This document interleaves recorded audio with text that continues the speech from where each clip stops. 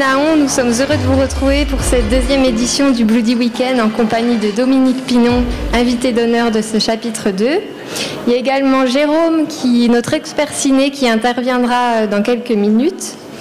Alors tout d'abord, je voudrais savoir ce que vous pensez d'un festival de ce genre en France. C'est la deuxième fois qu'il existe. Il y a de plus en plus de monde, donc je trouve que c'est important. Il faudrait que la municipalité et même la région mettent un peu la main à la poche pour aider Loïc et toute son équipe, parce qu'il n'y a pas beaucoup de soutien de la part de la région. Voilà. Et j'espère que les contraventions que vous avez eues hier, il faudrait voir la mairie, vont disparaître très vite. Parce que les petits moyens que vous avez pour organiser cette manifestation, si ça part dans les contraventions, c'est vraiment un peu ridicule. Merci à la municipalité de bien vouloir retirer les procès-verbaux sur les voitures qui traînaient sur le marché, près du marché couvert. Voilà.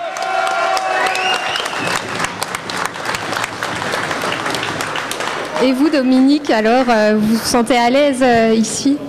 Oui, tout à fait. J'appuie les propos de mon camarade Philippe, bien évidemment. Oui, non, je trouve très bien qu'il y ait ce petit festival ici, petit festival qui deviendra grand, j'espère un jour. Je connaissais un festival en Belgique, le fameux BIF, que tout le monde doit connaître ici, évidemment. Et donc c'est très bien qu'en France, on ait quelques festivals qui commencent un peu à prendre le relais. D'ailleurs, hier, vous êtes allé au musée Giger en Suisse. Qu'en avez-vous pensé? Ça a dû faire remonter des souvenirs? Oui, ça m'a fait remonter des souvenirs, évidemment, puisque j'avais tourné dans Alien Resurrection. Et oui, j'étais ravi de enfin connaître ce musée. J'ai séjourné beaucoup de fois en Suisse, à Lausanne, où j'ai fait pas mal de théâtre, au théâtre Vidi. Et à chaque fois, je me disais, il faut quand même que j'aille voir ce musée Giger. Et chaque fois, je ne l'ai pas fait. Et je remercie l'organisation du festival de m'avoir donné cette occasion de découvrir tout le travail de M. Giger, qui ne se résume pas d'ailleurs qu'à Alien. On peut découvrir en allant à ce musée qu'il a fait toute une œuvre vraiment incroyable. Voilà. Merci beaucoup. Je vais maintenant passer la parole à Jérôme. Bonjour Monsieur Pinon, vous pouvez garder votre micro. Bonjour Monsieur Naon. Bonjour. Donc je voulais vous poser une première question. En fait, je voulais savoir si vous avez une prédilection pour le genre fantastique, le genre horreur, sachant que vous avez tous deux, chacun de votre côté, fait des incursions dans le genre. Philippe avec Fabrice Duvels pour Calvaire, avec Aja pour Haute Tension, et puis Dominique le travaille beaucoup avec Jean-Pierre Jeunet puis Marc Caro. Et est-ce que vous aimez le genre? Est-ce que vous vous intéressiez au départ Pas du tout. Moi, j'aime bien La Belle au bois dormant. Mais c'est pas la peine de rigoler, c'est vrai. Je suis tombé dedans, je suis pas tombé dedans comme Obélix. Je suis tombé dedans par hasard et ça m'a beaucoup amusé d'ailleurs. Et c'est vrai. Et c'est pour ça que maintenant, j'en redemande d'ailleurs. Même si je joue des salauds. Ah oui. Enfin, des gentils salauds. Voilà. Ah, pas dans Haute Tension. Ah non, pas dans Haute Tension, non. Non, moi c'est pareil, je suis tombé dedans un peu par hasard. Moi j'ai des souvenirs de spectateurs quand je suis arrivé à Paris. Mais je sais pas très bien d'ailleurs, j'ai un peu de mal avec la définition de film de genre. Je sais pas trop quel genre. Ça couvre un large panel. D'ailleurs, je suis content de ce festival parce que j'apprends un tas de choses, des choses que je ne savais pas. Les films, comment ça s'appelle, les films Gallo. Le Giallo. Le Giallo, voilà, le Giallo. Voilà, je suis ravi d'apprendre. Qui correspond à une époque du cinéma italien. Une époque bien déterminée, du cinéma italien, certains types de films, voilà. Mais non, mais moi je suis très éclectique en fait. Moi j'aime bien tous les cinémas. Il faut qu'il y ait de la place pour tout, vraiment tout. Et c'est vrai que depuis quelques années, il y a un cinéma de genre qui se développe un petit peu en France et c'est bien. Il y a un regain du cinéma de genre en France ces dernières années, avec des jeunes réalisateurs qui auraient tendance à rendre hommage un peu à tout ce cinéma horrifique qu'il y avait dans les années 70-80, je dirais presque cinéma libertaire. ce qu'il n'y a pas dans le cinéma d'horreur américain actuel. Donc je ne sais pas, est-ce que vous avez l'un et l'autre des bons souvenirs de tournage dans Calvaire, parce que j'imagine que c'était aussi le calvaire de tourner. Je sais pas, je vais laisser répondre Philippe, mais souvent, en fait, des fois on se marre bien, ou des fois c'est, voilà, les gens pensent qu'on a souffert et tout, mais bon, on rentre quand même à l'hôtel le soir. J'ai pas de. Ah, vous dormiez pas dans les bois, Philippe, dans Calvaire? Si, moi ils m'ont laissé dans la forêt pendant 2 jours. Mais heureusement que j'étais recouvert par la boue, parce que sinon j'aurais eu froid. Mais bon, non, mais c'est vrai, c'est très. Moi, j'ai surtout beaucoup appris dans Haute Tension les effets spéciaux, parce que il y avait un merveilleux truccatore qui était là-bas, qui fait partie d'une grande famille de maquilleurs, Gianetto De Rossi, et je l'ai vu préparer toutes mes cicatrices. Et il s'amusait beaucoup, parce qu'à chaque fois, comme j'avais un coup, il me disait attends, on va rajouter un peu de sang. Viens, on va rajouter un peu de sangre. Et voilà. Alors ça, c'était très très drôle. Et puis dans Calvaire, bon, ça a été ça, on le fait d'ailleurs dans n'importe quel film.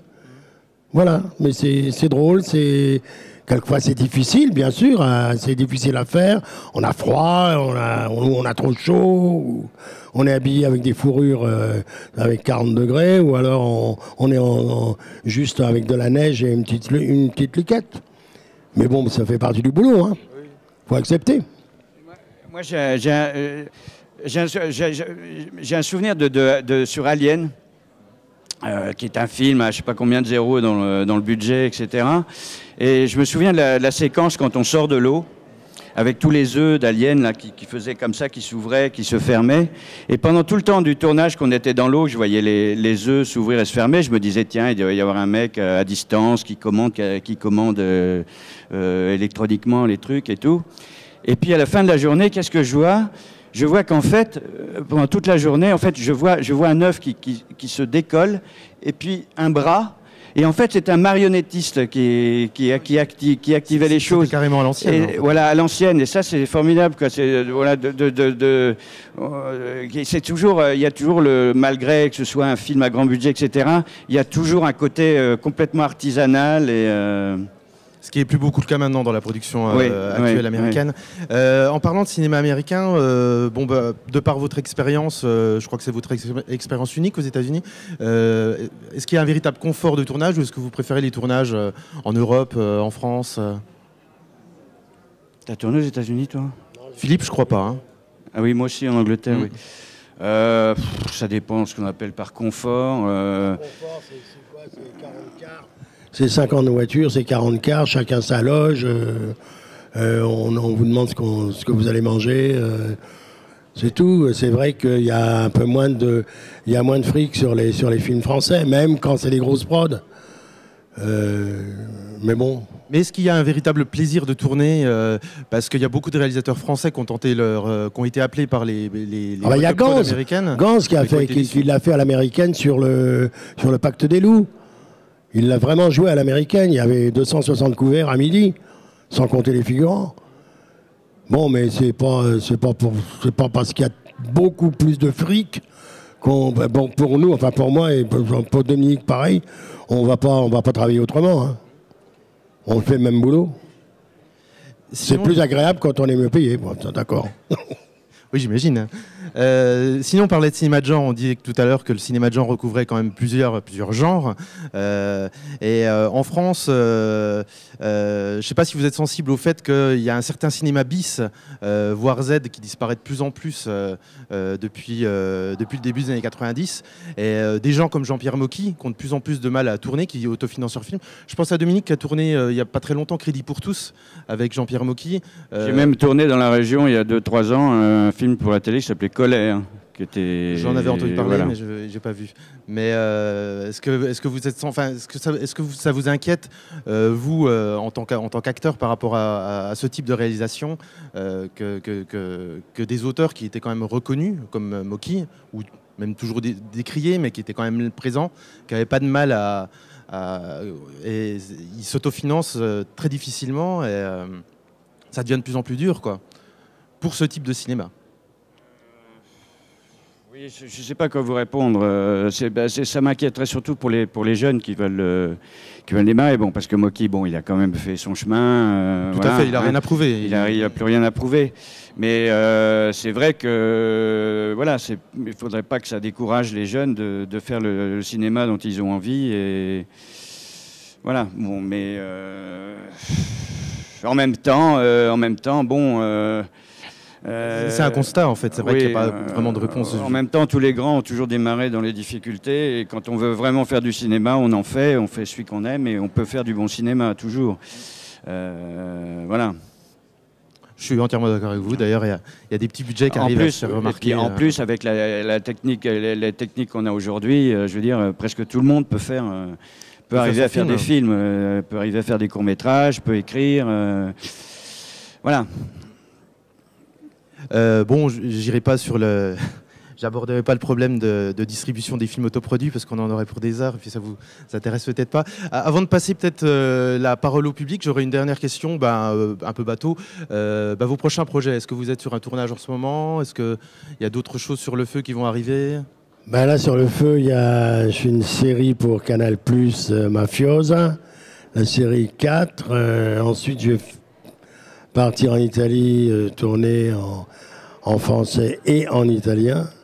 Alors, ça me fait très plaisir parce que j'aime beaucoup cette langue, même si je ne la parle pas couramment.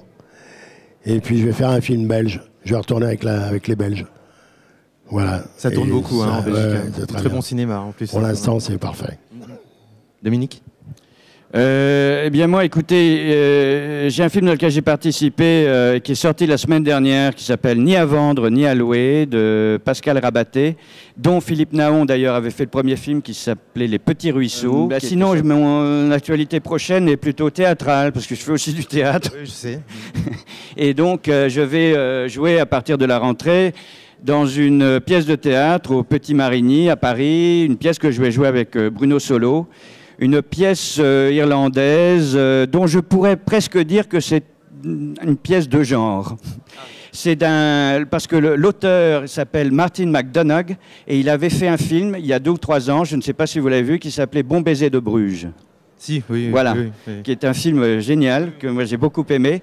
Et c'est un monsieur qui écrit énormément de théâtre, qui est joué au Royal Shakespeare en Angleterre et qui est très connu en Angleterre.